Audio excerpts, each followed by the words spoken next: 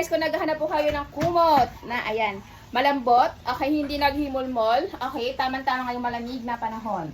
So, eto, okay, blanket. Microfiber blanket. Eto siya, guys. Okay, super soft, ayan. Hindi siya magaspang sa skin. Okay, ang sarap nito ikumot ngayon. Ayan siya mga sisi ko. May mga choices tayo dyang colors, ha. So, ito ay, okay, meron tayo dyang sizes na available din. Okay, so itong aking hawak is double sizes siya, ha. Pang dalawahang tao. Ayan. Okay. Ayan mga miha, kung naghahanap po kayo ng kumot na napakamura lang. Okay, super mura lang to mga zizi ko, ha. As in. Okay. Super nice and napakamura lamang po niya. Again, hindi siya naghihimol-mol. Okay, microfiber blanket.